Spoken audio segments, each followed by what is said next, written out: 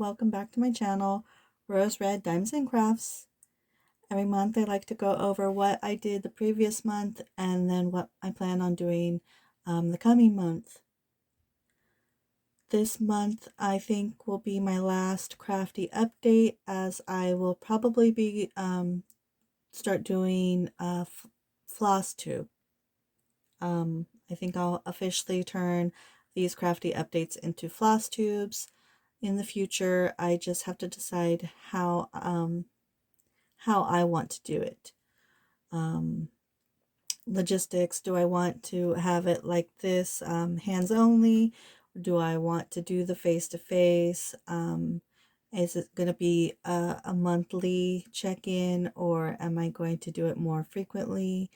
I just, and do I only talk cross stitch, because I also like to cover everything else that I enjoy doing or how I spend my time. So I just have to decide how I want to do it that works for me.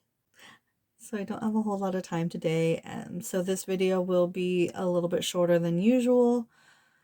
So let's get started.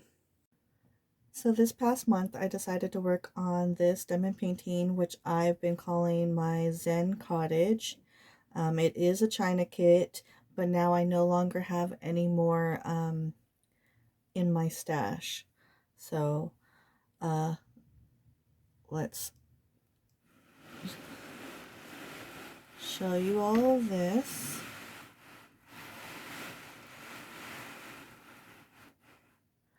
I did finish this image pretty quickly.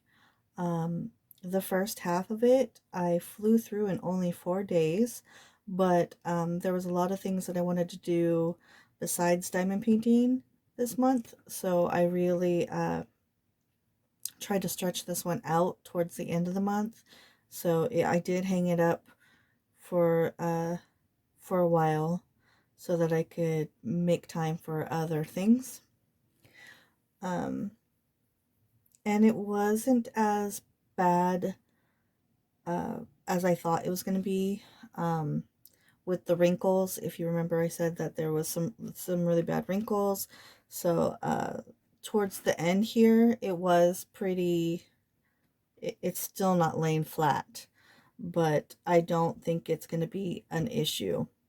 I'm just going to let, it's been hanging up, but I'm going to go ahead and put something heavy to kind of flatten it out, and then I'm going to hang this up in my living room.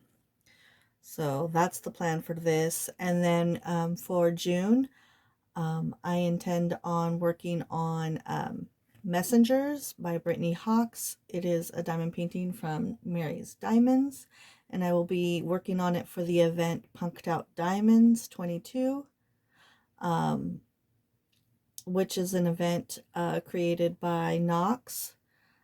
You could follow them on their YouTube channel, Punks and Crafts, or on Instagram under madnoxxie, and I will put the their information in the description.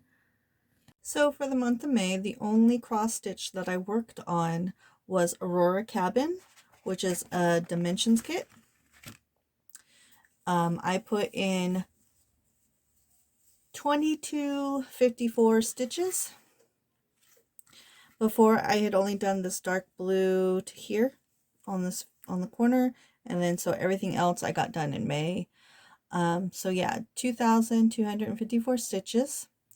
I probably will not be picking this kit back up again until the winter, because I have a lot of stuff ready to go.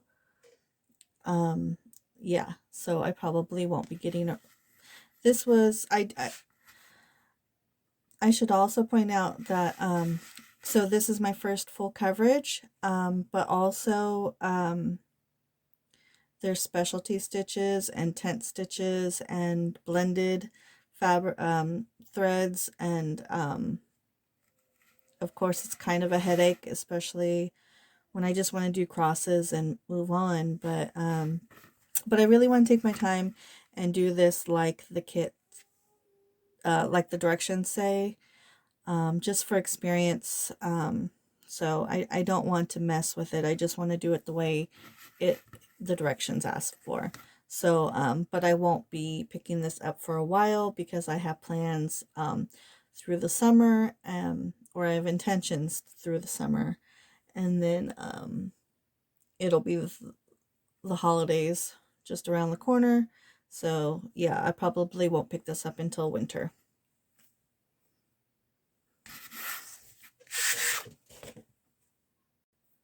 So this month I felt like I got a lot accomplished. For starters, I went through all of my fabrics that I have, which are all Ada's. I purchased a 6-pack of black and a 12-pack of white, 14 count Ada's a while back that are supposed to be they're 12 by 18 sheets, but that's generous. They're a little bit smaller than that. But I went ahead and faux serged all of them, so they're ready to go whenever I'm ready to get started on it. And then also I finally got around to dyeing some fabric. I'll show you this one first since it's right here. This was one of the white ones, but now it's a pale pink. And I could see a little bit of white. I mean, it's not just... the lighting's horrible. You're not going to be able to see this.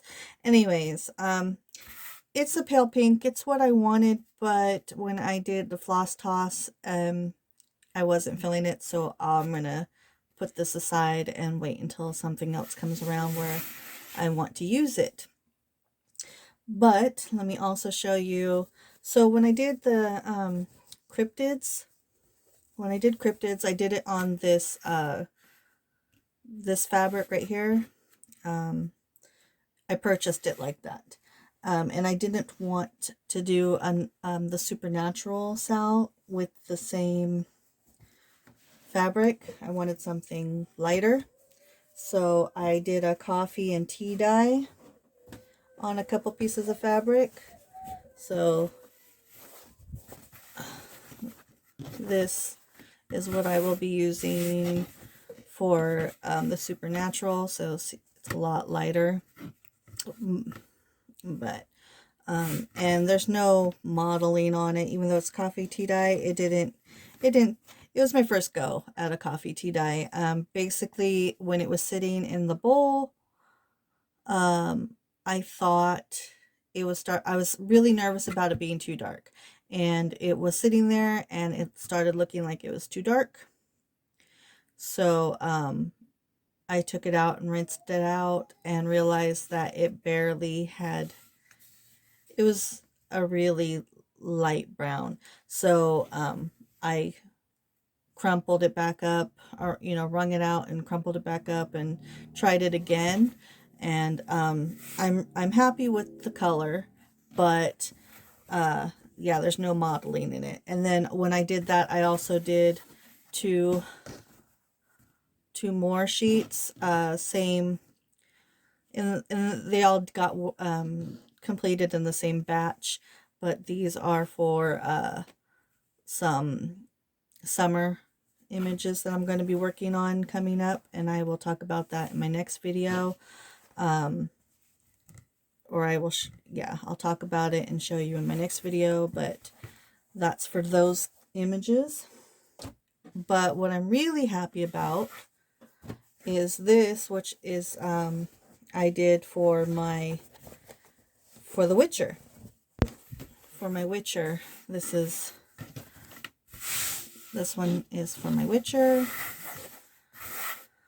I haven't decided, which direction I will be, which side and which direction I'll be doing this, or using this piece for, but, or for the image. The Witcher will be a long ways, so I just have to decide, do I want the light side up, light side down? I don't know. I will figure it out, but I'm really happy with this, the modeling on this one. This is an 18 count this is an 18 count, as well as the coffee tea dyed fabrics are 18 counts. It's this stack here. These are all 14 counts. And that was, I had purchased those with the intention of practicing dyeing fabrics. But I didn't realize how much of a difference, because I did these in the exact same way. These two fabrics were dyed at the same time in the exact same method, but they came out looking completely different. So I don't have big expectations for those for the 14 counts, but this one I'm really happy with. So, and then I did kit up a whole bunch of kits. They are inside Ziploc bags and ready to go. Like I said, I'll talk about that in my next video because I don't have a whole lot of time right now. So, but I do have plans for some things. So if I get around to doing them like I want to, then yes, I'll show you in my next video. All right, guys. So next time I see you, I should be in a floss tube format. So we'll see, but I'll see you guys next time. Bye.